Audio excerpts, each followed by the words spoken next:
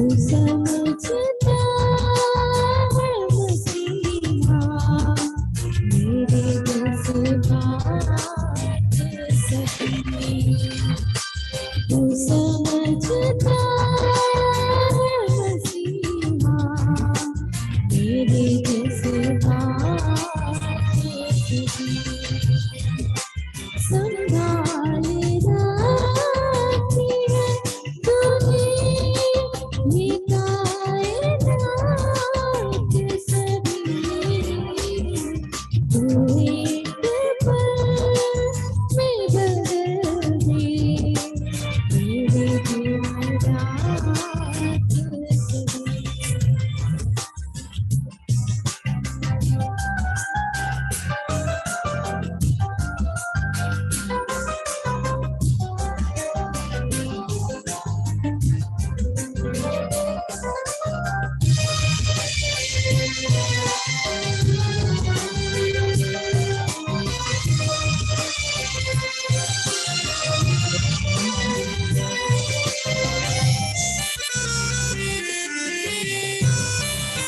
मेरे दुखों का मुरादा बना है इब्ने खुदा। मेरे दुखों का मुरादा बना है इब्ने खुदा। मेरी असीज में हरदम तू मेरे साथ रहा। मेरे असीर में हरदम तू मेरे साथ रहा। तू जानता है मसीहा मेरे हालात सभी। तू जानता है मसीहा मेरे हालात सभी। संभाल रखी है तूने ये कायनात सभी। तू एक पल में बदल दे मेरे हालात सभी।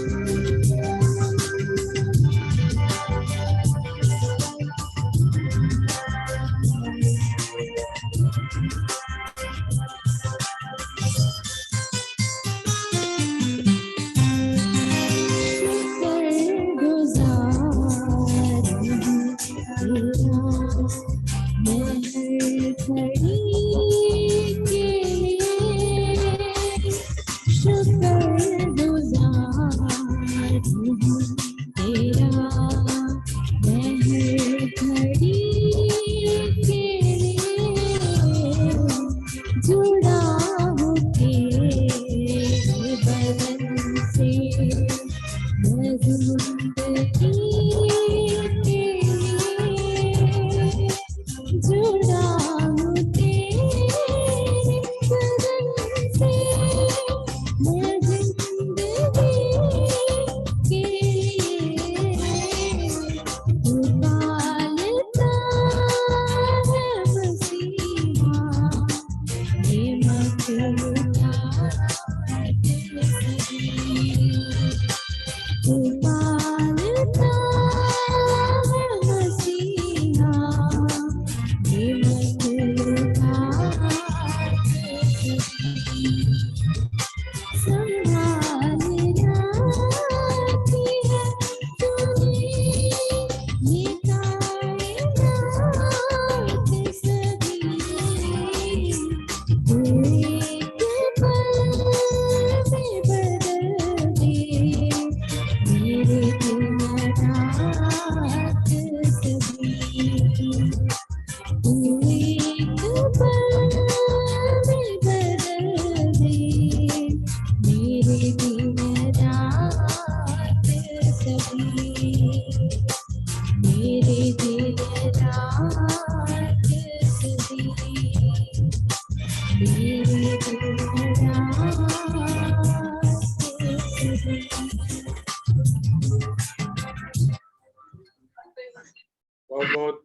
Thank you. बहुत बहुत धन्यवाद Annie Susan, God bless you.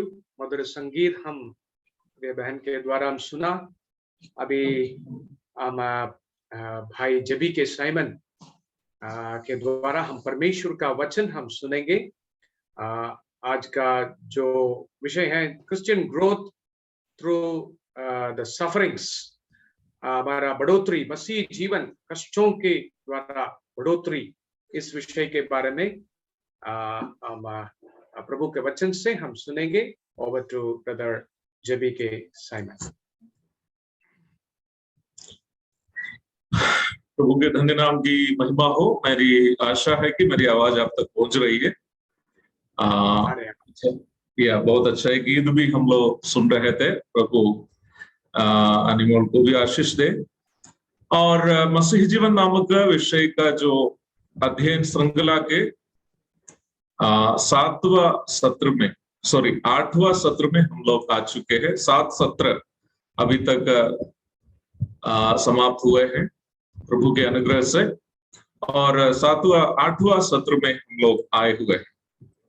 और मसीह जीवन में कष्ट के विषय में हम लोग सीमित समय के अंतर्गत कुछ बातें मनन करने जा रहे हैं।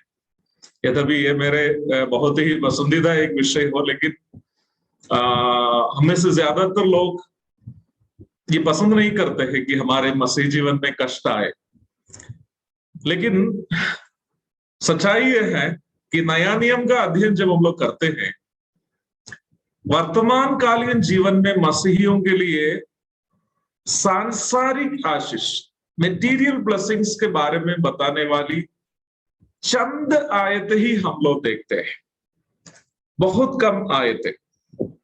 परंतु यदि मसीही जीवन में, संसार में हम मसीही के रूप में जीवन बिताते हैं, तो कष्ट आने के विषय में लगभग हर एक पत्री में, नए नियम के लगभग हर एक पुस्तक में, मत्ती से लेकर प्रकाशित वाक्य तक हम डायरेक्टली हो या इनडायरेक्टली हो देखते हैं। मुझे लगता है आज यह विषय क्लास के लिए आना, हो सकता है प्रभु की भी इच्छा हो, क्योंकि इन दिनों में एक वीडियो व्हाट्सएप के द्वारा सब काफी शेयर किया जा रहा है।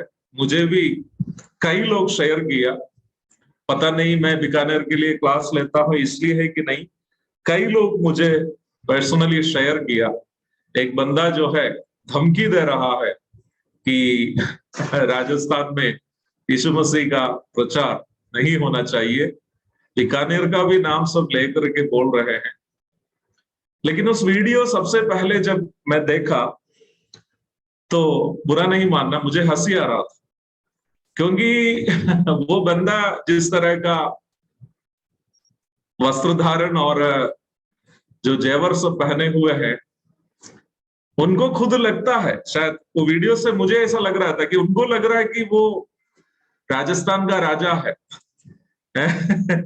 ना। आप लोगों को किसी को ऐसा लगा कि नहीं, मुझे नहीं पता, लेकिन वो वीडियो जब देखा ना, उसका जिस तरह का बोली व्यवहार और वस्त्र धारण, ये मुझे जो है हंसी दे रहा था। बहुत सारे लोगों की एक सोच है, मसीह लोगों को सताना बहुत आसान है, मसीह लोगों को बहुत सताना बहुत आसान है, लोगों की एक सोच है। परंतु मेरे विषय की ओर प्रवेश करने के पूर्व एक आयत जो है, विशेष करके राजस्थान से मुझे सुनने वाले प्रभु के लोगों को सुनाने के लिए मैं एक आयत दिखाना चाहता हूं। थिस्सलुनीकियों की दूसरी पत्री, पहला अध्याय 6 से लेकर के 8 तक पढ़िएगा। पता नहीं आज अमृतपाल जी है कि नहीं, अगर कोई है दूसरा भी जरूर पढ़ के सुनाइएगा। थिस्सलुनीकियों की दूसरी पत्री अध्याय 6 से 8 तक पढ़िएगा।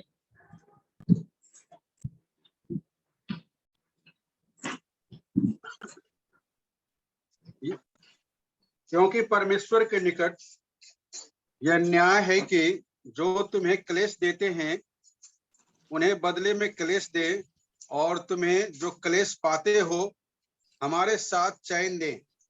उस समय जबकि प्रभु यीशु अपने सामर्थी दूतों के साथ धधकती हुई आग में स्वर्ग से प्रकट होगा, और जो परमेश्वर को नहीं पहचानते और हमारे प्रभु यीशु के सुसमाचार को नहीं मानते उनसे पलटा लेगा।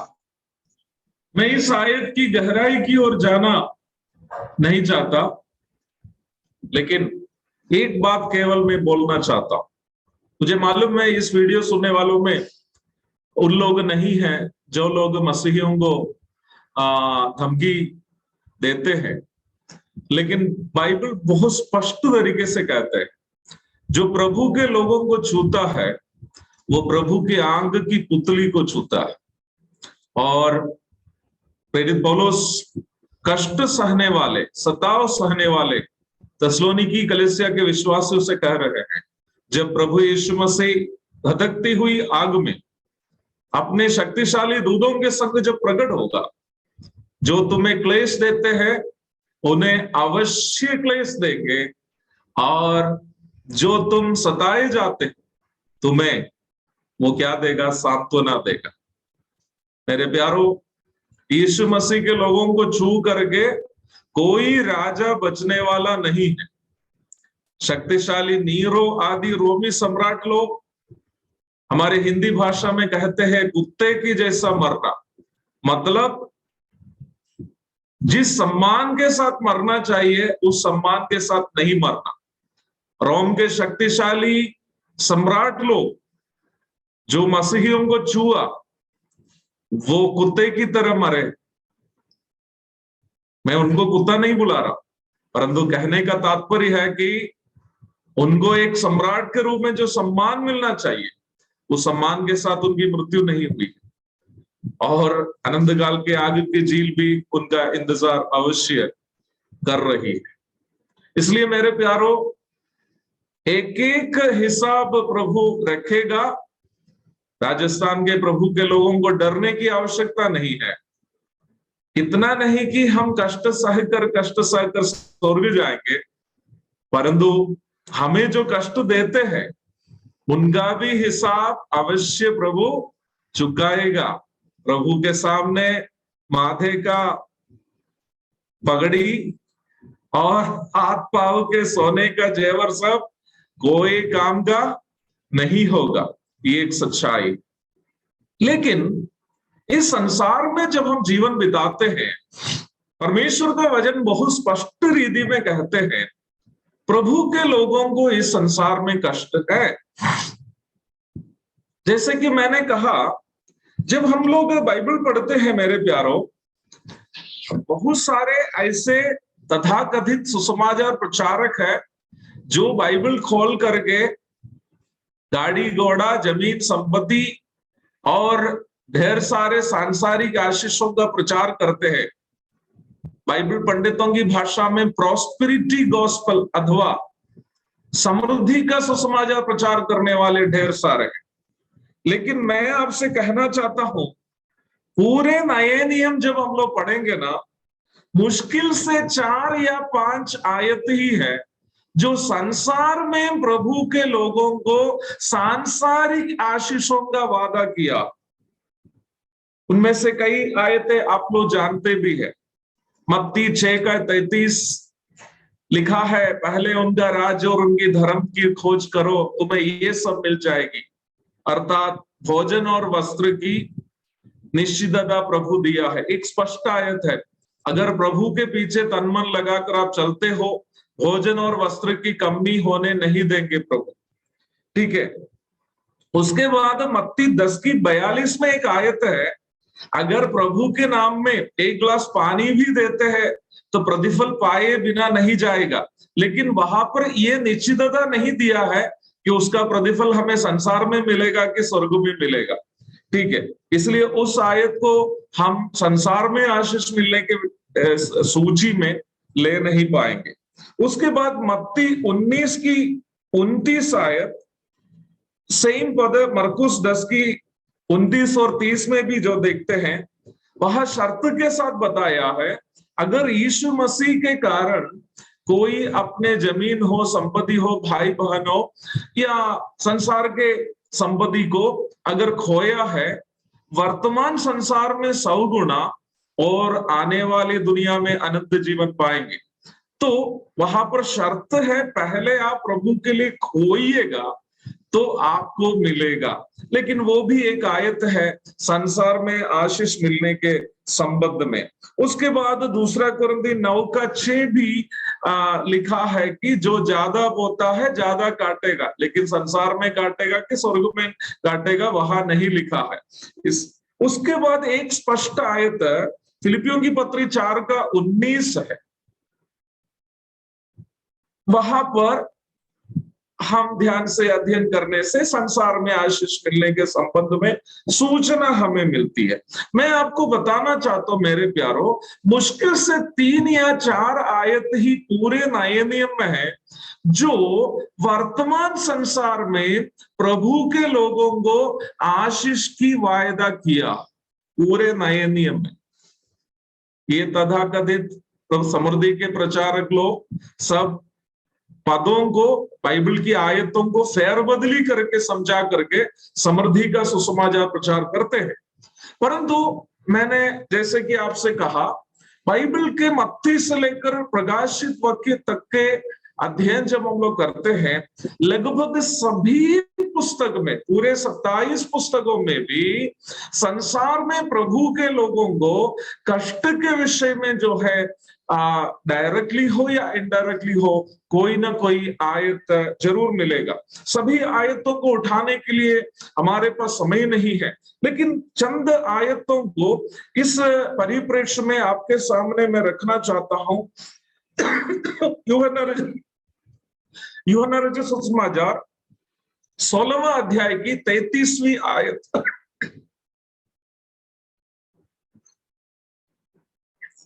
हमारे लिए परिचित एक आयत है, वो उठा के पढ़ने की जरूरत नहीं है। जो नियमित रूप में बाइबल पढ़ते हैं वो आयत जानते होंगे। प्रभु यीशु मसीह अपने प्रेरितों से विदा होकर के यरूशलेम में दुख उठाने के लिए जा रहे थे।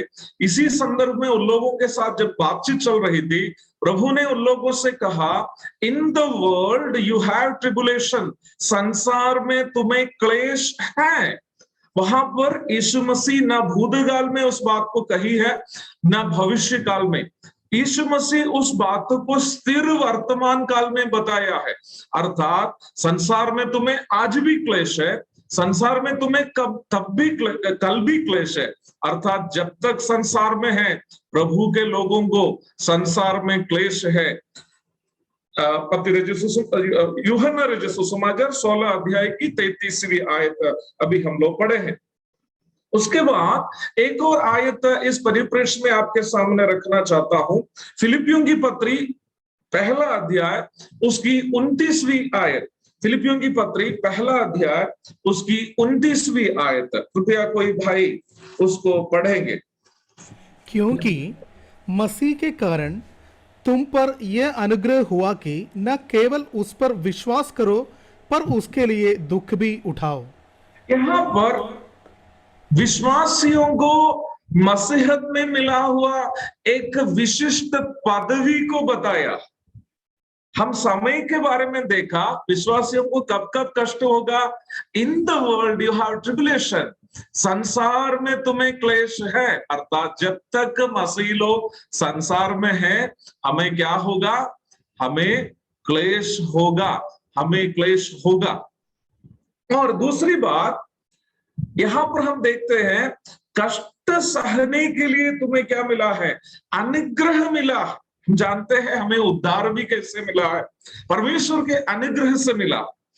और जब हम अनुग्रह से उद्धार पाया, हमें एक और अनुग्रह मिला है। वो क्या है, कष्ट सहने का अनुग्रह मिला है। केवल इस आयत जो है 1-2 घंटा संदेश देने का है, क्योंकि ये बात पौलुस जब कह रहा है, इस समय पौलुस रोम के जेल में है।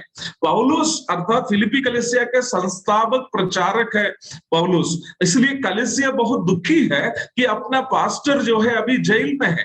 तो पौलुस की सहायता करने के लिए एपफ्रोदितुस नामक एक व्यक्ति के हाथ में कुछ पैसे आदि भी दे करके फिलिप्पी कलीसिया रोम के जेल भेज दिया।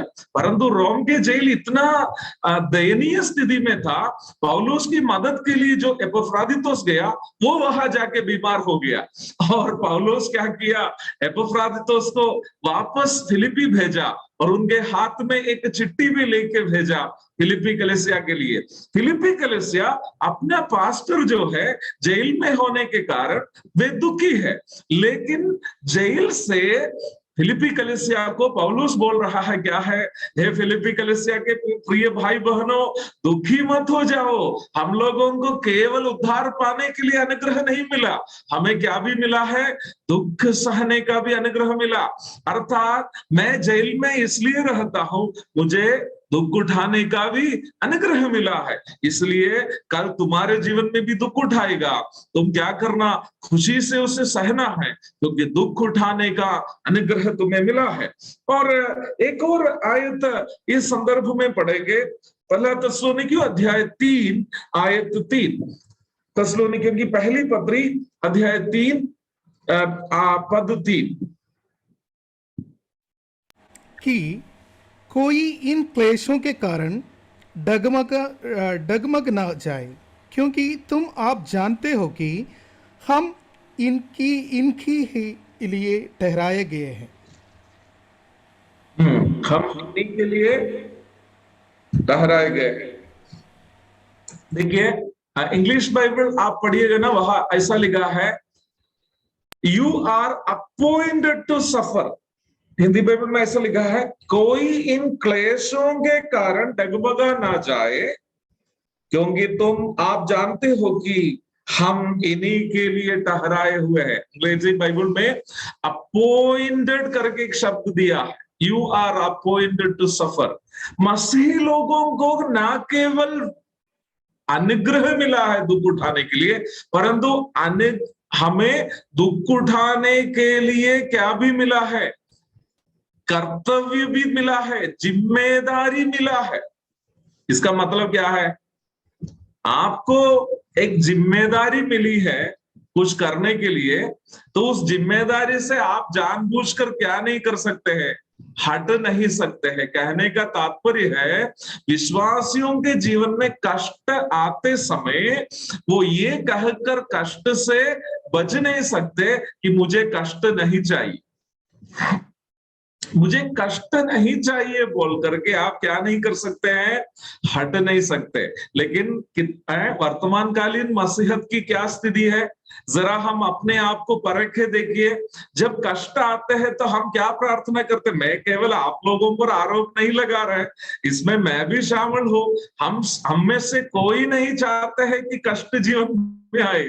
जब कष्ट आते हैं हम प्रार्थना करते हैं, प्रभु जी कितना जल्दी हो सके ये कष्ट मुझसे दूर हो जाए।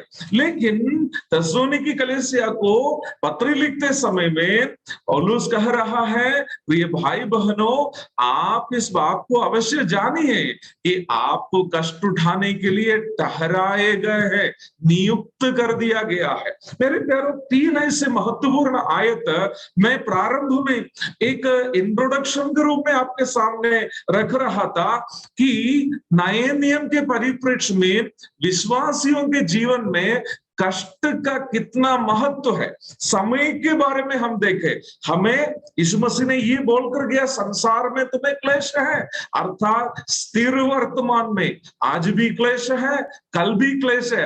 हम किसी भी दिन में ये नहीं बोल सकते कि मेरे जीवन में आज क्लेश नहीं है या नहीं चाहिए। दूसरी बात हम देखे हैं, कष्ट सहने के लिए प्रभु हमें अनुग्रह दिया है कि हम कष्ट सह सके। तीसरी बात हम देखे हैं, कष्ट सहना विश्वासियों का दायित्व है, you are appointed to suffer. कष्ट सहने में प्रभु की ओर से एक जिम्मेदारी ली है।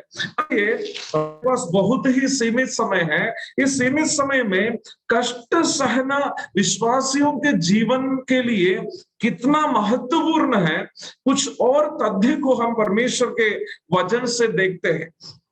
अर्थात कष्ट सहते समय या कष्ट सहने का मौका मिलते हैं, हम इस बात को कितना गर्व से एहसास करना चाहिए, उस तथ्य को बताने वाली आयतों को परमेश्वर के वचन से हम देखेंगे। सबसे पहले पहला पत्रस 4 अध्याय उसकी पहली आयत को हम देखते हैं। पहला पत्रस 4 अध्याय उसकी पहली आयत। इसलिए जबकि मसीह ने शरीर में होकर दुख उठाया तो तुम भी उसी मनसा हो हथियार के समान धारण करो, क्योंकि यस, वहां पर पत्रस पत्री लिख रहा है रोम साम्राज्य के विभिन्न क्षेत्रों में फैले हुए प्रभु की कलीसियाओं को लिख रहा है, जो रोमी सम्राटों के शासनकाल में काफी सताव से गुजर रहे थे। तो पत्रस उन लोगों से क्या बोल रहा है कि पत्रस उन लोगों को बोल रहा है, तुमको क्या करना चाहिए? दुख उठाने की बात को, उस मनसा को हथियार के समान धारण करो। क्यों धारण करना है? क्योंकि जिसने शरीर में दुख उठाया वह पाप से छूट गया। देखिए, उसके पहले हम देखते हैं कि मसीह ने शरीर में होकर दुख उठाया तो तुम भी उसी मनसा को धारण करो। हमें क्यों दुख उठाना है? हमें इसलिए दुख उठाना है क्योंकि हम जिसको मानते हैं वो दुख उठाए।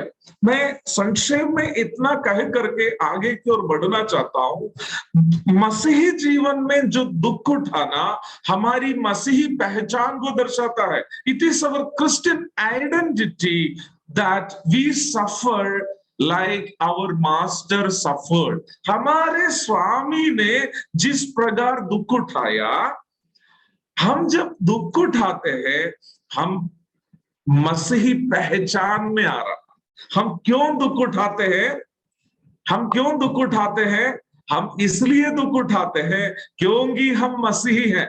मेरे मनों में सब ढेर सारे उदाहरण आ रहा है, परंतु सब बातें बोलने के लिए हमारे पास समय नहीं है। मैं एक छोटा सा उदाहरण जो मेरे जीवन में हुई थी मैं आपसे कहना चाहता हूँ। कटिहार में हम लोग सबसे पहले एक छोटा सा जमीन खरीदा था कलीसिया भवन के लिए।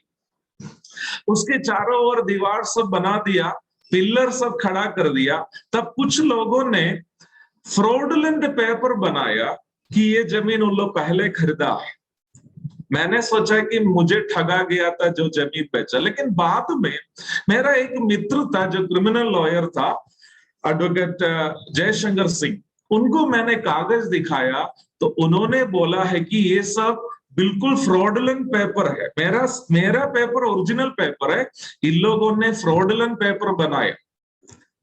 तो उन्होंने हमसे बोला, सर आप मुझे कागज में सिग्नेचर करके दे दीजिए, इसको मैं ऐसे अंदर करूंगा कि इन लोग को जमानत नहीं मिलेगा, क्योंकि सरकारी कागज के साथ 40 साल पहले मरा हुए व्यक्ति का फोटो लगा करके इन लोगों ने फ्रॉडलेंट कागज बनाया, और वो भी एक धार्मिक संस्था के जमीन के खिलाफ में। और मैं खुद मसीही होने के कारण मैं भी अल्पसंख्यक, तो अल्पसंख्यक के खिलाफ धार्मिक संस्था के जमीन हड़पने के उद्देश्य से सरकारी कागज में फेरबदली करके इन लोगों ने जमीन हड़पने की कोशिश किया। एडवोकेट जयशंकर सिंह के अनुसार 3 केस उनके ऊपर में अगर लग जाए, तीनों गैर जमानती केस है। हमको बोला एक साइन करके आप दे दीजिए।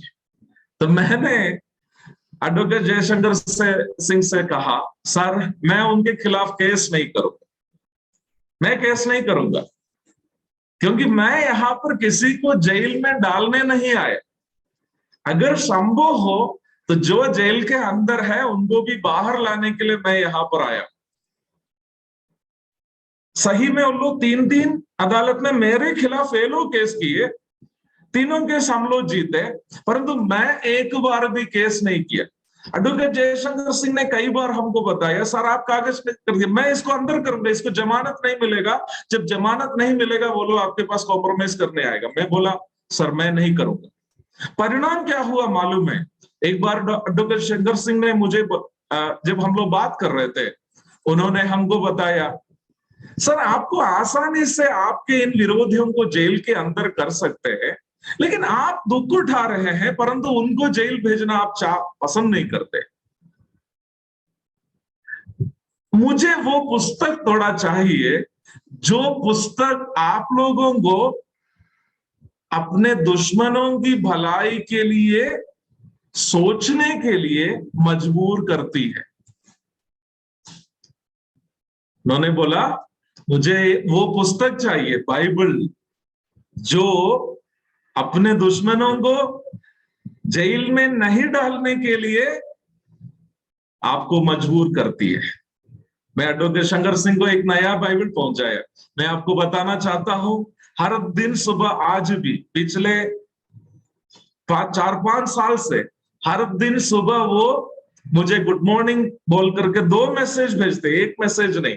और मैं बदले में क्या करता हूं मालूम है? हमारे पुणे के भाई लोग, हमारे ब्रदर पालूरी और रिची ब्रदर, सब लोग जो गॉस्पल मैसेज जो हर दिन भेजते हैं, मैं बदले में एडवोकेट शंकर सिंह को भेजता हूं। ठीक है मेरे प्यारो, कष्ट सहना हमारी मसीही पहचान है। इसलिए कष्ट सहने का मौका को हमें खुशी से क्या करना चाहिए? स्वीकार करना चाहिए, जो दुनिया के सामने हमारी वास्तविक मसीही पहचान को प्रदर्शित करेगा। इसलिए कष्ट को हमें हटाना नहीं, बल्कि कष्ट से गुजरने का अनुग्रह के लिए हमें प्रभु से प्रार्थना करनी चाहिए। मेरे प्यारो, इस संदर्भ में और भी आयतों को दिखाने के लिए है, मैं वहां की ओर जाना नहीं चाहता। दूसरा पॉइंट की ओर हम जल्दी जाते हैं। पहला पत्रस की पत्री से ही 2 अध्याय की 21वीं आयत को हम पढ़ेंगे। हमारे लिए बहुत ही परिचित एक दूसरी आयत है, पत्रस की पहली पत्री 2 अध्याय उसकी 21वीं आयत। और तुम इसी के लिए बुलाए भी गए हो, क्योंकि मसीह भी तुम्हारे लिए दुख उठाकर तुम्हें एक आदर्श दे गया है कि तुम भी उसके पद चिन्हों पर चलो। बहुत ही संक्षिप्त में मुझे हर बात कहना पड़ेगा, इसलिए मैं जल्दी बोलकर जाना चाहता हूं। पत्रस सेम पत्री में पुनः कह रहा है, ये हमारा स्वर्गीय बुलाहट को दर्शाता है।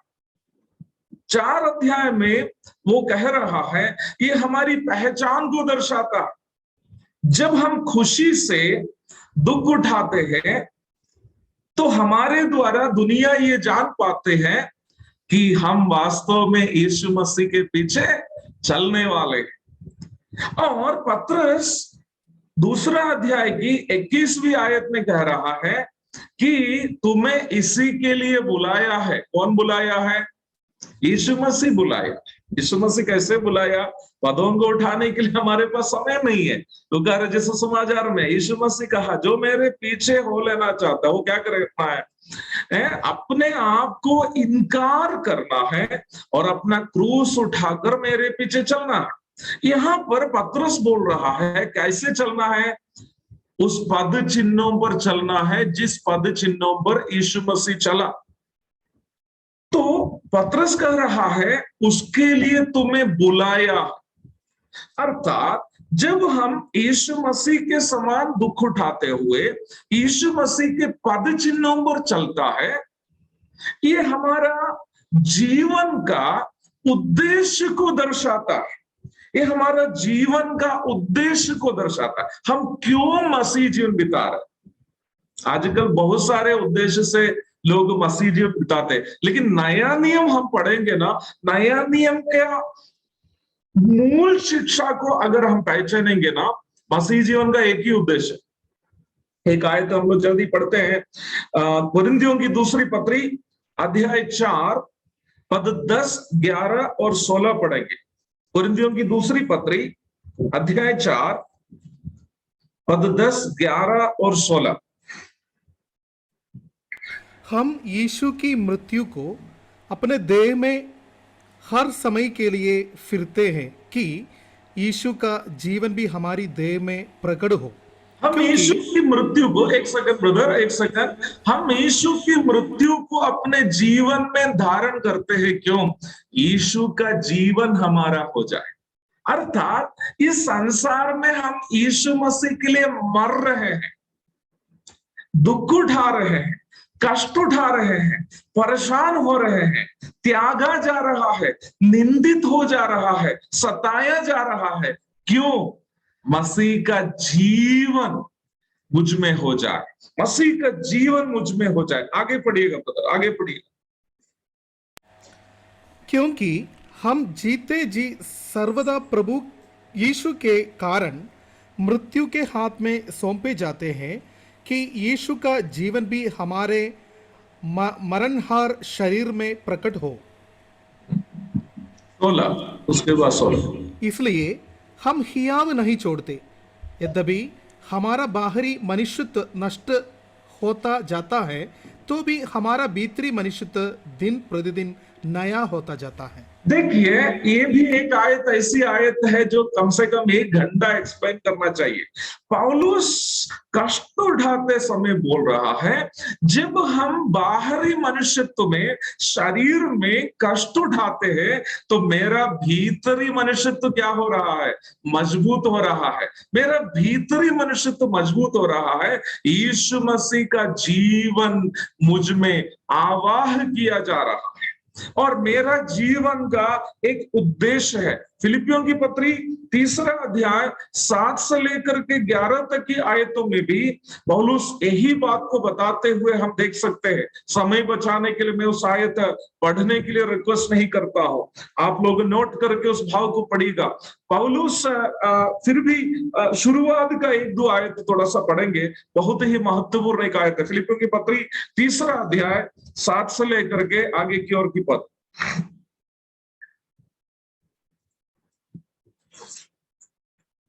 फिलिपियों की पत्री 3 अध्याय 7 से लेकर आगे की ओर। परंतु जो बातें मेरे लाभ की थी, उन्हीं को मैंने मसीह के कारण हानि समझ लिया है। वरन मैं अपने प्रभु मसीह यीशु की पहचान की उत्तमता के कारण सब बातों को हानि समझा हूं। आगे का पूरा 11 तक का पढ़ने का है, लेकिन मैं पढ़ना नहीं चाहता। पौलुस बोल रहा है, मैं अपने जीवन में हानि उठाया। मेरे जीवन में जो भी बातें मेरे लाभ की थी, मेरा स्टेटस, मेरी शिक्षा, यहूदी धर्म में मेरा जो स्थान है, सम्मान है, मेरी संपत्ति है, सब कुछ मैंने कूड़े समझा, हानि समझा। कारण क्या है? यीशु मसीह के पहचान की उत्तमता के कारण। नीचे की ओर आयत पढ़ेंगे तो आपको पता चलेगा, पौलुस वहां ये कहता है, वो यीशु मसीह के अनुसार बदलना चाह रहा था। यीशु मसीह के अनुसार बदलने की इच्छा से वो अपने जीवन में खुशी से दुख उठा रहा था। मैंने आपसे कहा, नए नियम का अध्ययन जब करते हैं, वर्तमान कालीन मसीही जीवन का एक ही उद्देश्य है मेरे प्यारो, यीशु मसीह के समान बदलना। 1 यूहन्ना 3 अध्याय की 2 आयत में हम लोग पढ़ते हैं कि जब वो प्रकट हो जाएगा, हम उसको वैसे ही देखेंगे जैसे वो है। हम यीशु मसीह के समान पवित्रता में पूर्ण हो करके यीशु मसीह को, जिस यीशु मसीह के लिए आज इस संसार में हम दुख उठा रहे हैं, जिस यीशु मसीह के कारण हम औरों से निंदित हो जा रहे हैं, जिस यीशु मसीह के कारण समाज हमें तुच्छ जान रहे हैं, उस यीशु मसीह के समान होकर के हम उनको वैसे ही देखेंगे जैसे वो है। तो दूसरा पॉइंट 1 पत्रस 2:21 में हम देख रहे हैं, ये हमारा बुलाहट को दर्शाता है, मसीही बुलाहट को, स्वर्गीय बुलाहट को दर्शाता है कि प्रभु हमें क्यों बुलाया। प्रभु हमें क्यों बुलाया? कि हम उनके समान हो जाए। परंतु उनके समान होने की ये जो प्रक्रिया कभी कभी दर्दनाक है, कभी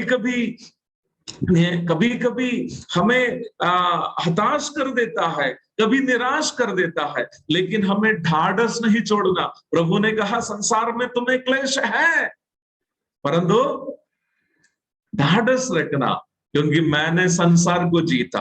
मेरे प्यारों, यीशु मसीह के दुख और कष्टों की मनन जब हम लोग करते हैं, हम कभी भी उतना कष्ट सहते नहीं है जितना प्रभु दुख उठाए हैं। हम कभी भी उतना निराशाजनक बात, उनके भाई लोगों ने उसको त्यागा है, वो घर पे नहीं सो पाते थे। सब हम लोग यूहन्ना रचित सुसमाचार 5 अध्याय के अंत और 6 अध्याय की ओर आते हैं, 6 अध्याय के अंत में जब आते हैं, मुझे हमेशा छूने वाली एक आयत है। हर कोई अपने अपने घर की ओर चला गया, हर कोई अपने अपने रात हो गया। यीशु मसीह प्रचार कर रहे थे, हर कोई अपने अपने घर की ओर चला गया। आपको पता है हम यीशु मसीह के बारे में वहां क्या पढ़ते हैं? यीशु मसीह जैतून पहाड़ की ओर चला गया। घर था, लेकिन उनका भाई लोग उनका निंदा करते थे। भाई लोगों के नजर में वो एक नाजायज बेटा था, परिवार के लिए निंदा की बात थी। यीशु मसीह के सांसारिक भाई लोग यीशु मसीह को अपने भाई के रूप में स्वीकार करना बेइज्जती की बात समझते थे, और यीशु मसीह भी उनको दुख उठा देना नहीं चाहा। हर कोई अपने अपने घर की ओर चले गए। प्रभु यीशु जो है जैतून पहाड़ की ओर चले गए। आइए एक और तथ्य की ओर हम लोग जाते हैं। अय्यूब की पुस्तक 42 अध्याय उसकी 5वीं आयत। अय्यूब की पुस्तक 42वां अध्याय उसकी 5वीं आयत।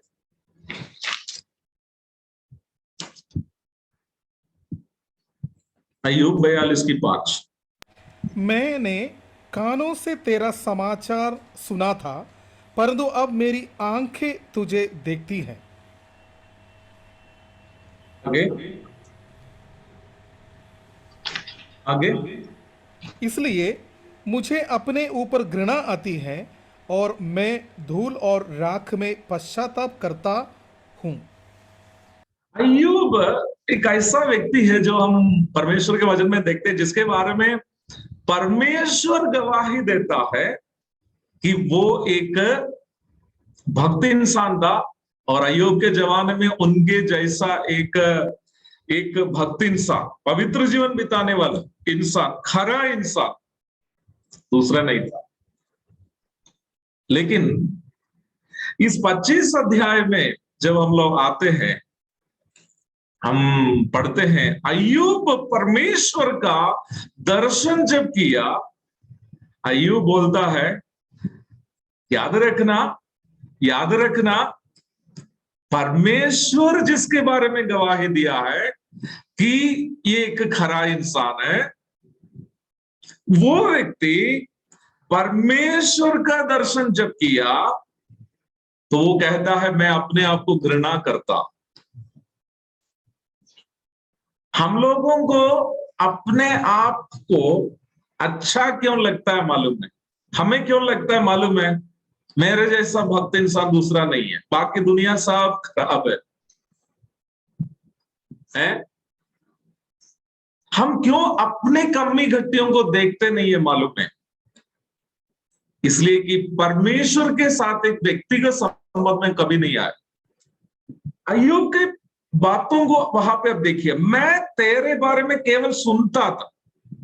मैं वर्तमानकालीन परिप्रेक्ष्य में इस प्रकार कहना चाहता हूं, मुझे तेरे बारे में बहुत नॉलेज था, मेरे पास बीटीएस था, मेरे पास एमडीएस था, मेरे पास एमडी था, मेरे पास डॉक्टरेट था, लेकिन मैंने आज तुझे देखा। मेरा एमडीएस बीटीएस बीडी सब मुझे क्या बनाता था? मुझे लगता था, क्योंकि अय्यूब की पुस्तक का प्रारंभिक अध्याय को सब जब पढ़ते हैं, वो अपने भाइयों के साथ तर्क कर रहा है कि वो कितना पवित्र इंसान। परंतु एक बार परमेश्वर का दर्शन उन्होंने किया, वो अपने आप से घृणा करने लगे। परंतु परमेश्वर का दर्शन की ओर वो कैसे पहुंचा? अति भयानक कष्टों से गुजरते समय। देखा जाए उनकी पत्नी भी उनके साथ मानसिक रूप में नहीं थी। तो कष्ट हमें परमेश्वर के पवित्रता की ओर बढ़ने के लिए मदद करता है। लेकिन उस पवित्रता की ओर हम कैसे बढ़ता है? कष्ट के समय हमें हर कोई छोड़ देता है। जो लोग संसार में हमें सांत्वना देते हैं वो लोग हमसे दूर हो जाते हैं। हमें जब लगता है कि हम अकेले हो गए, उस समय परमेश्वर का दर्शन हम करने लगते हैं। अर्थात परमेश्वर के साथ जब हमें लगता है कि हम अकेले हो गए, मैं इस बात को व्यक्तिगत रूप में भी एक गवाही के रूप में स्वीकार करना चाहता हूं। मेरे अपने लोग मुझे अकेले करने लगे, स्वाभाविक रूप में मैं निराशा में हो गया, मैं दुख में हो गया। लेकिन देखा जाए, मैं उन सब लोगों से आभारी है जो मुझे अकेले छोड़ दिया, क्योंकि जब मैं अकेला हो गया तो मैं परमेश्वर के करीब हो गया और परमेश्वर मुझे परमेश्वर के पवित्रता की ओर बढ़ने की आवश्यकता समझाया। निश्चित तौर पर कष्ट हमें पवित्रता में बढ़ने के लिए मदद करता है। आइए एक दो पॉइंट को और देख करके समय पर ही मैं बंद करना चाहता हूं। दूसरा कुरिन्थी पहला अध्याय 4 से लेकर के 6 तक पढ़ेंगे। दूसरा कुरिन्थी पहला अध्याय 4 से लेकर 6 तक।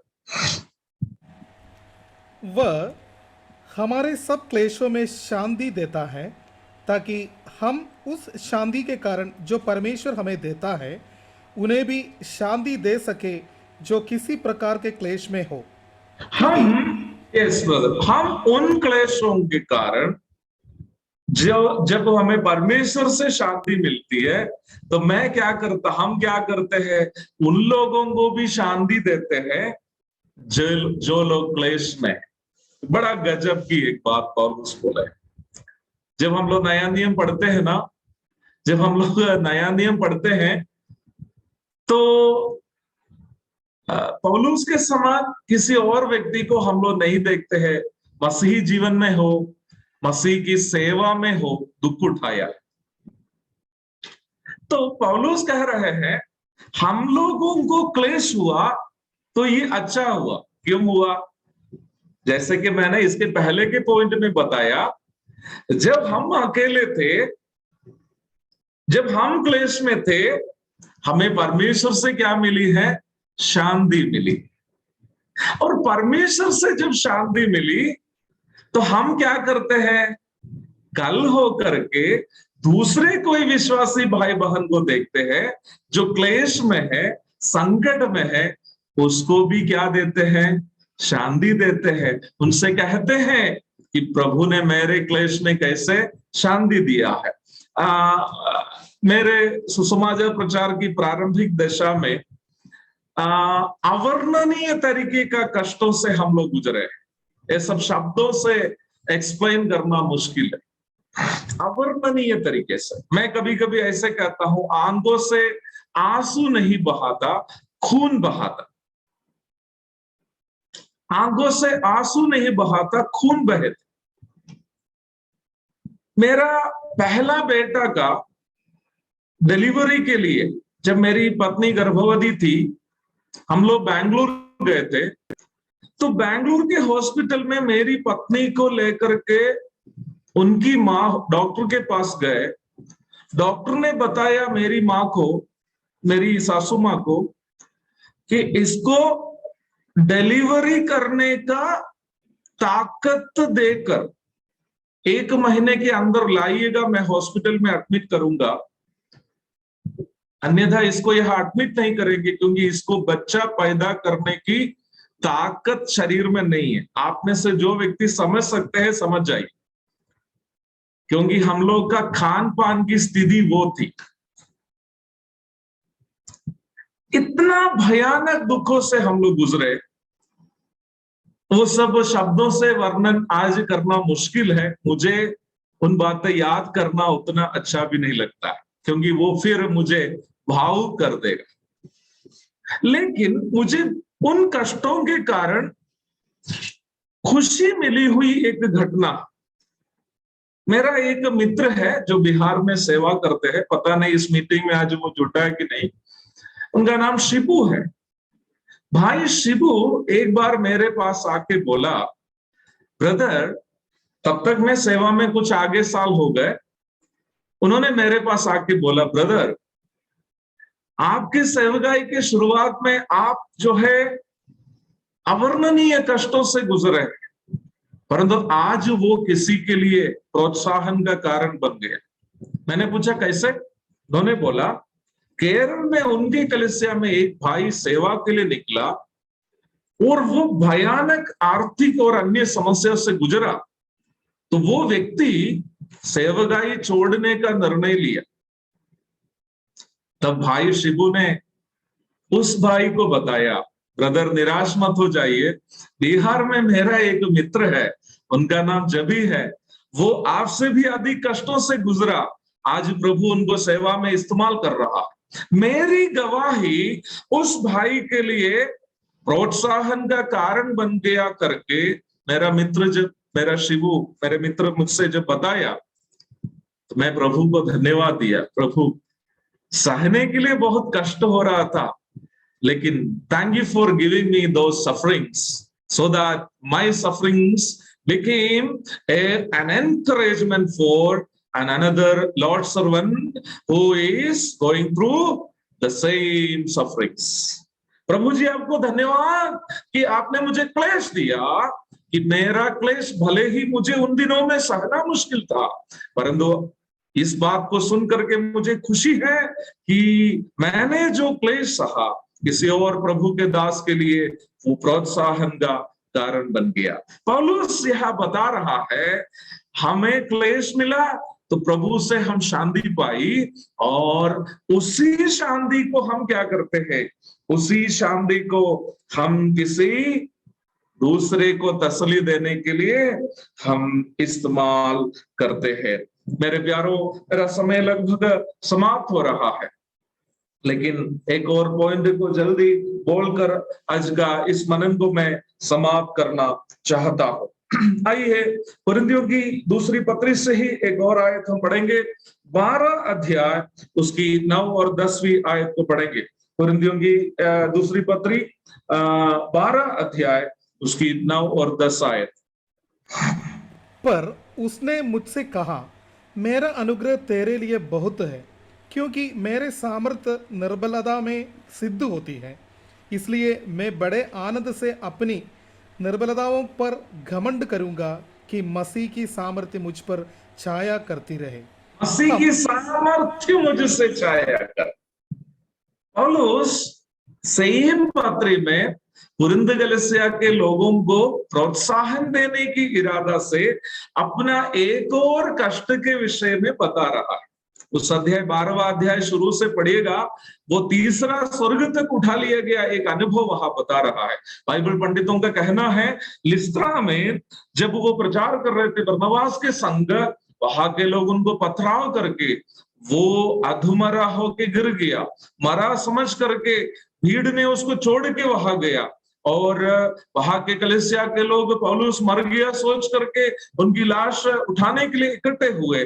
प्रभु ने पौलुस को खड़ा कर दिया, लेकिन उस अनुभव को कुरिन्थियों की पत्री में पौलुस साझा कर रहा है, और वो बोल रहा है, शायद चंद समय के लिए क्यों ना हो, वो तीसरा स्वर्ग तक उठा लिया गया, स्वर्ग का दर्शन मिला, लोगों से पथराव खाया, अधमरा हो गया, परंतु एक बड़ा स्वर्गीय दर्शन को उन्होंने देखा।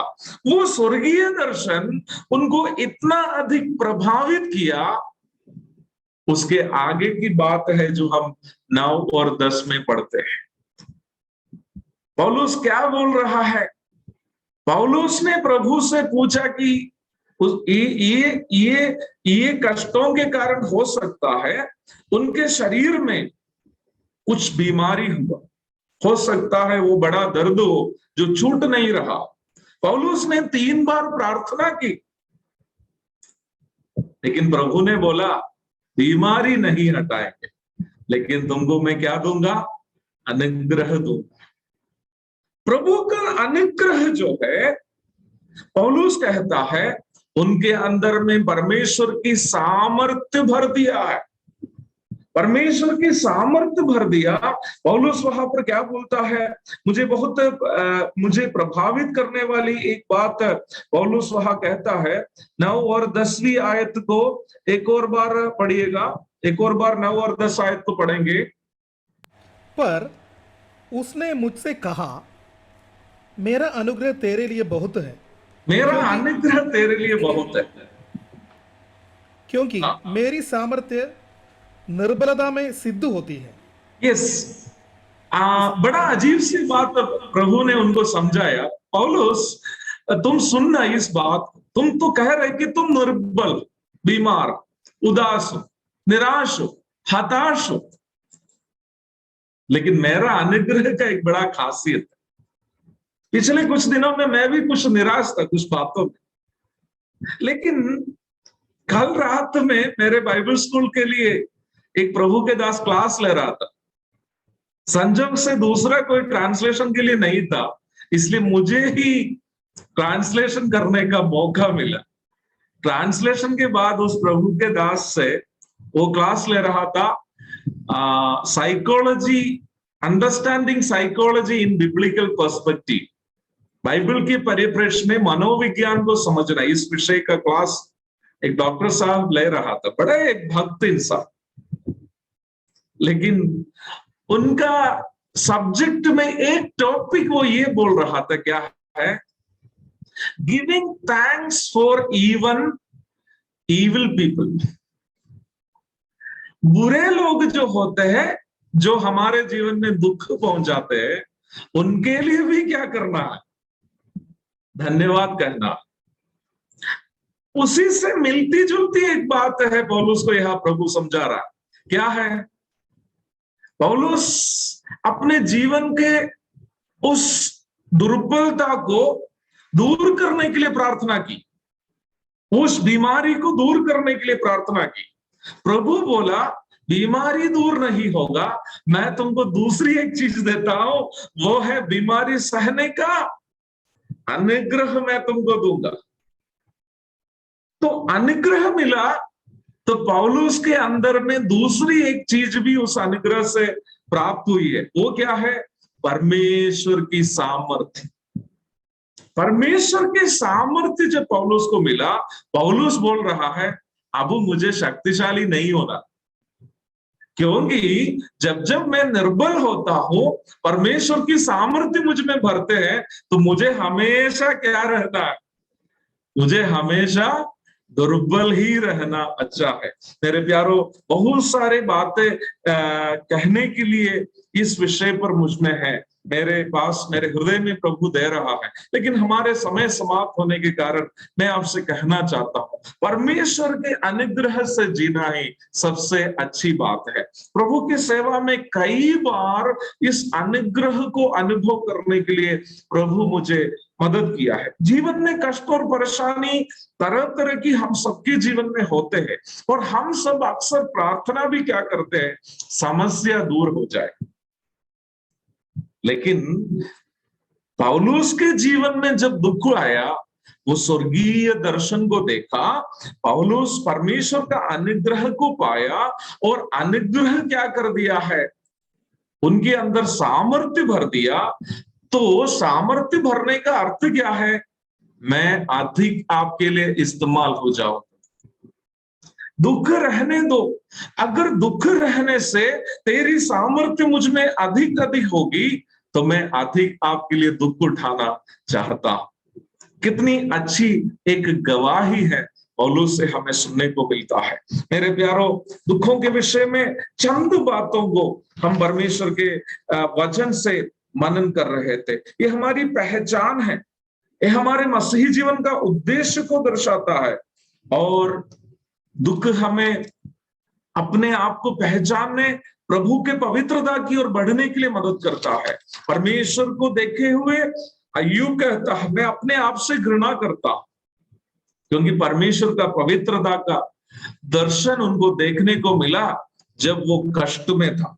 आगे हम देखे हैं कि कष्ट हमें परमेश्वर से सांत्वना पाने के मौका है। जब हमारे कष्टों में हम प्रभु से सांत्वना प्राप्त करते हैं, दुखों में रहने वाले अन्य भाई बहनों को सांत्वना देने के लिए, शांति देने के लिए हम लायक हो जाते हैं। तत्पश्चात हम देखे हैं कि दुख हमें मसीह की सामर्थ्य से भर देते हैं ताकि हम प्रभु के लिए अधिक इस्तेमाल हो जाए, प्रभु के ऊपर अधिक भरोसा करने के लिए प्रभु हमारी मदद करते हैं।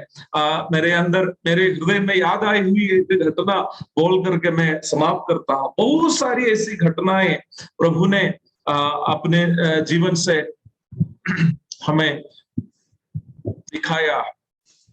कुछ वर्षों के पूर्व, मतलब हमारे ऑर्फनेज हमारे जो चिल्ड्रंस होम शुरू करने के बाद हुई एक घटना है। एक बार ऐसी बड़ी समस्या आई कि हमें एक दिन में शाम के अंदर में 59,000 रुपया चाहिए, 59,000 रुपीज।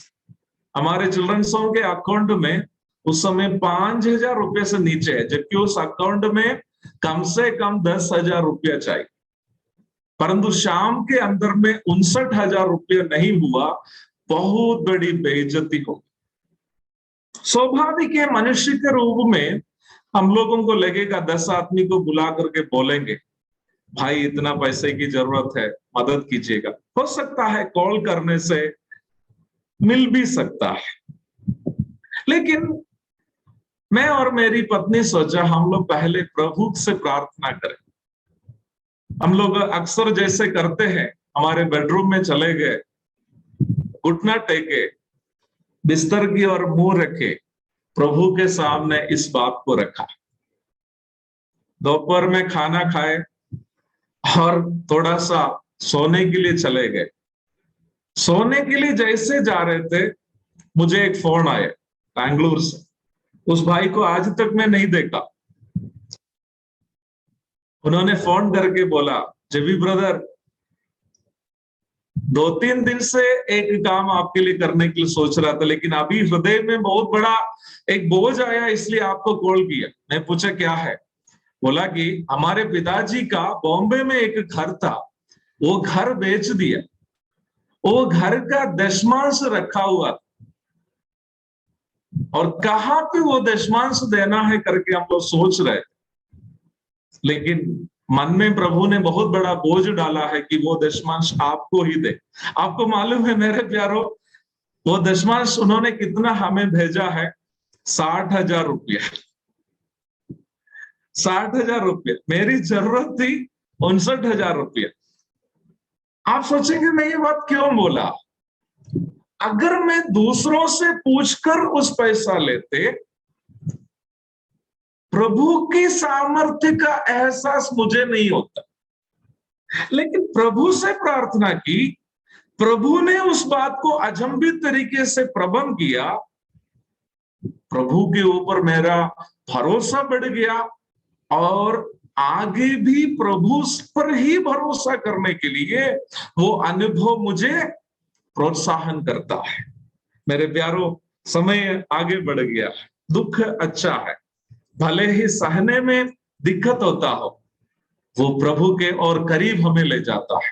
प्रभु के साथ व्यक्तिगत संबंध बनाने, प्रभु से अधिक अनुभव पाने के लिए ये हमारी मदद करता है। 5-10 मिनट आगे हुआ है, मैं आपसे माफी चाहते हुए आज का सत्र यहाँ समाप्त करता हूं। प्रभु यदि मदद करे, इस अध्ययन श्रृंखला का अंतिम सत्र अगले बृहस्पतिवार को प्रभु यदि नहीं आए तो अवश्य होगा, और प्रभु के धन्य नाम की महिमा हो। आमीन। प्रभु का धन्य नाम महिमा हो। और प्रिय भाई को भी धन्यवाद करते हैं उनका अनुभव के साथ इस विषय को मसीह जीवन में कष्टों के साथ हम बढ़ते जाते हैं हमारे मसीह जीवन, तो उस विषय को बहुत अच्छी तरह उनके